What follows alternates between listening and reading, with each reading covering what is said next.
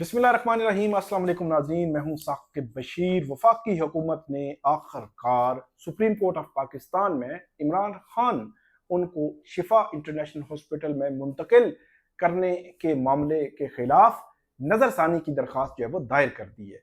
और वफाकी हुकूमत ये चाहती है कि ये फैसला वापस लिया जाए, मुकम्मल फैसला वापस लिया जाए। अमूमी तौर पर यह होता है कि जो इस किस्म की दरख्वास्तें दायर होती हैं उसमें एरर की निशानदही की जाती है और कुछ फैसले के हिस्से पर एतराज भी बाज़ औक़ात होता है।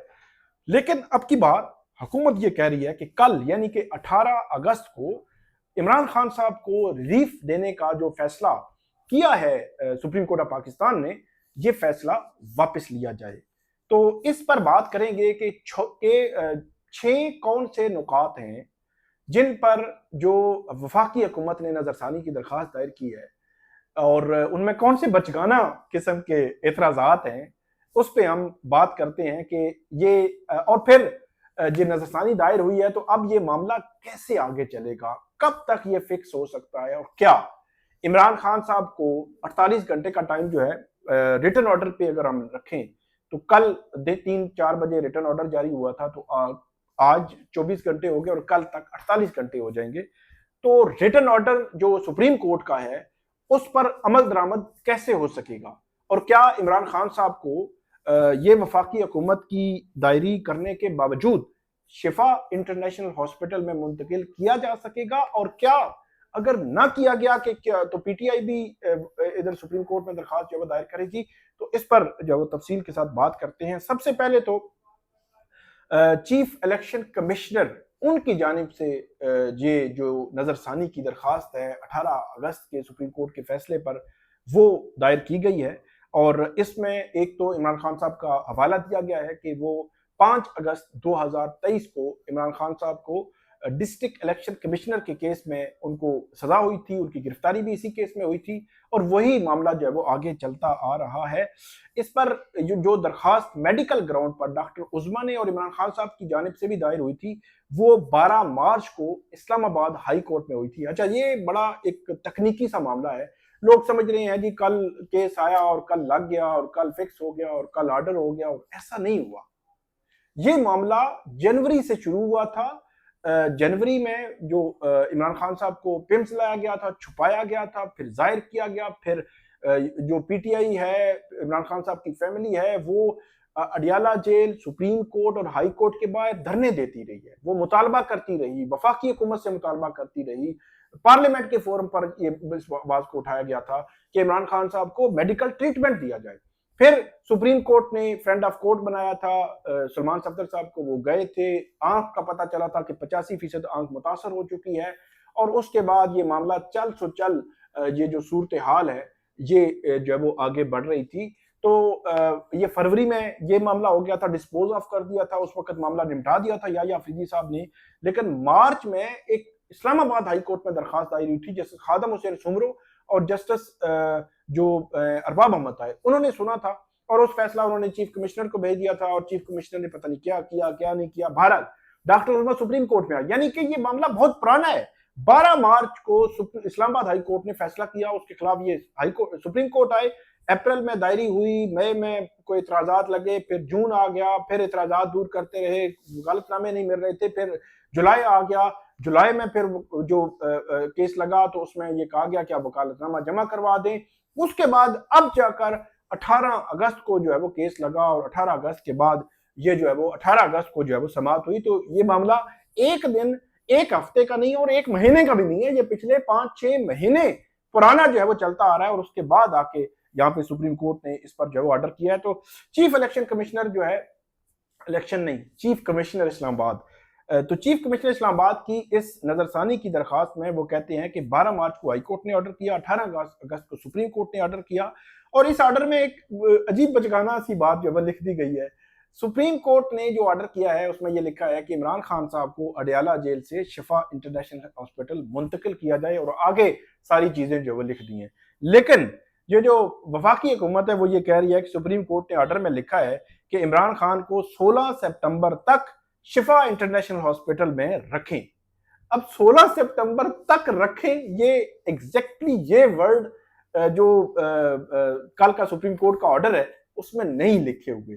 अब जो बचगाना की मैंने आपको बात की कि मतलब क्या यार, आपके पास इतनी बड़ी कानूनी टीम है, अब कम से कम बात तो वो लिखें जो लिखा हुआ है। मतलब इंटरप्रेट वफाकी हुकूमत ने बहरहाल वही किया जो पीटीआई कह रही है कि 16 सितंबर तक ही इमरान खान साहब को शिफा इंटरनेशनल हॉस्पिटल में रखा जाएगा। और उसके बाद फिर जो चीफ कमिश्नर साहब जो हैं वो डिक्टेटर जो जनरल ज़िया है उनके बनाए हुए 1978 का जो जेल रूल्स हैं वो कह रहे हैं जी जेल रूल्स की भी खिलाफ वर्जी की गई है। ये दूसरा पॉइंट है, ये सुप्रीम कोर्ट ने जो 18 अगस्त का ऑर्डर किया है, जेल रूल्स की खिलाफ वर्जी की गई है और रूल 197 का हवाला इसमें जो है वो दिया गया है। और ये कहते हैं कि ये जरूरी शिक जो है अदालत से नजरअंदाज हो गई है और अदालत की नजर नहीं पड़ी जी इस शिक पे। अच्छा, अदालत की अगर नजर नहीं पड़ी तो वहां पे एडवोकेट जनरल इस्लामाबाद भी थे, वहां पे एडिशनल अटॉर्नी जनरल भी थे अदालत के सामने, तो वो ये बता देते फिर कि 197 जो शिक है ये शिक नजरअंदाज नहीं होनी चाहिए। तो ये पॉइंट उठाया गया है। और ये दूसरा पॉइंट है कि जी जेल रूल की खिलाफ वर्जी में ये ऑर्डर पास हुआ है।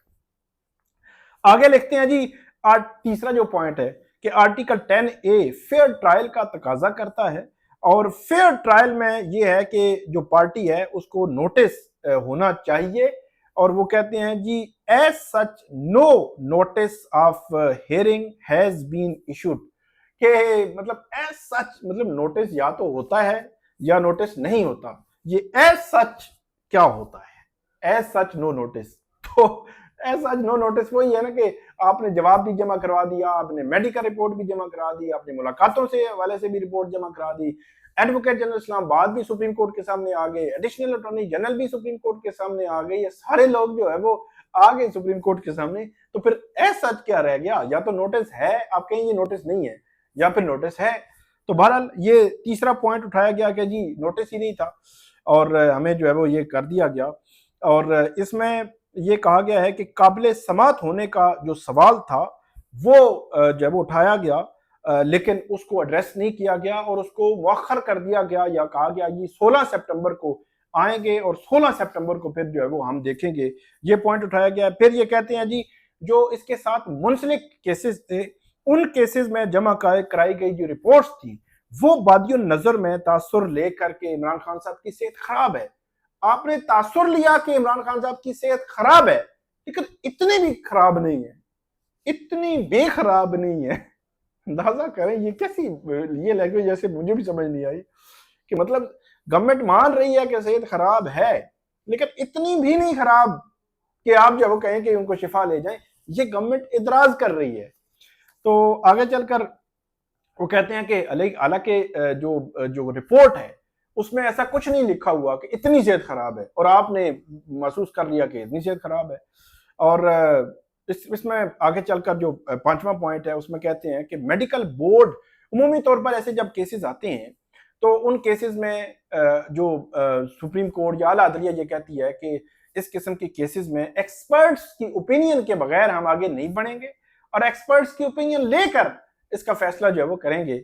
और यहाँ पे बजाय इसके कि वो एक्सपर्ट्स की ओपिनियन लेते, मेडिकल बोर्ड की ओपिनियन लेते, खुद ही जो हुकूमत है, जो सुप्रीम कोर्ट है, जो अदालत है, उसने जो है फैसला कर लिया और बगैर एक्सपर्ट्स की ओपिनियन लिए वो ये जो वो यहाँ पे एतराज उठा रहे हैं। और इमरान खान एक सजा याफ्ता कैदी हैं और आपने वो कहते हैं जी तमाम रिलीफ जो है एक ही दफा आपने दे दिए हैं।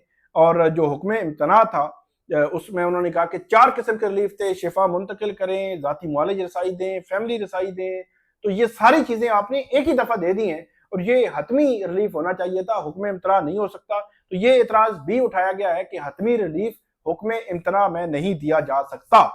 आर्टिकल 25 का हवाला दिया गया है कि जो बुनियादी हकूक है वो बराबरी की सतह पर उनको देखा जाना जरूरी है, बराबरी की सतह तक ट्रीट होना चाहिए। उन्होंने कहा कि कोई रिपोर्ट में जाहिर नहीं हुआ कि कैसे जो है वो इमरान खान साहब को अडियाला जेल से शिफा इंटरनेशनल हॉस्पिटल जो है वो शिफ्ट करना जरूरी है। कोई ऐसी रिपोर्ट नहीं है, कोई डॉक्टर की, ये हुकूमत कह रही है, कोई रिकमेंडेशन नहीं है, कोई मामला नहीं है। حالانکہ 1 اگست اور 10 اگست کی حکومت کی آپ جو ہے وہ دیکھ لیں رپورٹس اٹھا کے، اس میں بہت کچھ لکھا ہوا ہے۔ تو بہرحال حکومت یہ کہہ رہی ہے، وہ کہہ رہے ہیں پورا سسٹم جو ہے وہ اس سے متاثر ہو جائے گا، پورا judicial system, criminal justice system جو ہے وہ متاثر ہو جائے گا۔ اور چھٹا پوائنٹ، وہ فلڈ گیٹ کھل جائے گا، وہ کہہ رہے ہیں کہ قیدی جو ہے وہ کہیں گے کہ جو قیدی مطلب کسی عام قیدی کے ساتھ جو ہے وہ سلوک کر رہے ہیں اور عام قیدیوں کا کیا قصور ہے، وہ فلڈ گیٹ کھل جائے گا، قیدیوں کی پٹیشنز آنا شروع ہو جائیں گی۔ اگر عمران خان کو آپ پرائیویٹ ہاسپٹل میں منتقل کریں گے تو تمام قیدیوں کا حق ہے اور تمام قیدیوں کو لے کر جو ہے وہ جانا ضروری ہے، یہ بھی کہا گیا ہے اس میں۔ اور آگے چل کر کہتے ہیں کہ چیف الیکشن کمشنر پتہ نہیں کیوں ذہن میں آ جاتا ہے، وہ اصل میں سکندر سلطان راجہ صاحب نے خدمات ہی اتنی دی ہیں اس نظام کو کہ وہ بار بار جو ہے وہ ذہن میں آتے ہیں۔ بہرحال چیف کمشنر صاحب جو ہے وہ کہتے ہیں میں تو پارٹی نہیں ہوں اس کیس میں اور نہ ہی مجھے نوٹس ہوا ہے، اور آپ نے جو ہے وہ نوٹس کے بغیر ہی اس کو جو ہے وہ فیصلہ انٹرم آرڈر کر دیا ہے۔ اور اس میں یہ بھی کہا گیا ہے کہ جو آرڈر ہے 18 اگست کا، یعنی کہ عمران خان کو شفا انٹرنیشنل ہاسپٹل منتقل کرنے کا اور ان کے ذاتی معالج کی رسائی کا اور فیملی کی رسائی کا، یہ سارا آپ ریکال کر دیں اور بچوں سے بات کا سب ختم کر دیں، یہ مطلب انٹرم آپ دے ہی نہیں سکتے، یہ کہا گیا ہے۔ موٹی بات یہ ہے۔ اب آتے ہیں کہ 48 گھنٹے گزرنے والا معاملہ، میرا یہ خیال ہے کہ حکومت نے اگر وفاقی جو یہاں پہ نظر ثانی دائر نہ کی ہوتی سپریم کورٹ میں، پھر تو ہم یہ کہہ سکتے تھے کہ حکومت جو ہے تھوڑا سا مختلف سوچ رہی ہے اور ہو سکتا ہے کہ حکومت شفا میں منتقل کر دے عمران خان صاحب کو۔ لیکن اب کیونکہ آئینی عدالت یہاں پہ سپریم کورٹ میں درخواست دائر کر دی ہے نظر ثانی کی، تو مجھے کم ہی یہ لگتا ہے کہ حکومت اب عمران خان صاحب کو شفا میں منتقل کرے گی، جب تک کہ یہ آئینی عدالت والا معاملہ جو نظر ثانی والا معاملہ ہے سپریم کورٹ فکس نہیں ہو جاتا، لگ نہیں جاتا اور سپریم کورٹ کی ہیئرنگ نہیں ہو جاتی اور اس پہ کوئی آرڈر نہیں آ جاتا۔ کل 3 بجے تک 2 دن بنتے ہیں اور اس کے بعد تو پھر پی ٹی آئی بھی دائر کر سکتی ہے سپریم کورٹ میں درخواست کہ امپلیمنٹیشن، کیونکہ اس آرڈر میں لکھا ہوا ہے گزشتہ روز کے آرڈر میں، اگر امپلیمنٹ نہیں ہوگا آرڈر تب بھی آ سکتی ہے پی ٹی آئی، اور پی ٹی آئی اگر وائلیشن کرے گی تو حکومت بھی آ سکتی ہے۔ تو بہرحال یہ ہے سچویشن اس وقت تک، اور جو نظر ثانی ہے وہ دائر ہو چکی ہے۔ اس کے حوالے سے مزید بھی جو اپڈیٹس ہوں گی وہ آپ کے سامنے ہم شیئر کریں گے۔ آپ ہمیں فیڈ بیک دیجیے گا، کامنٹ کیجیے گا۔ بہت شکریہ۔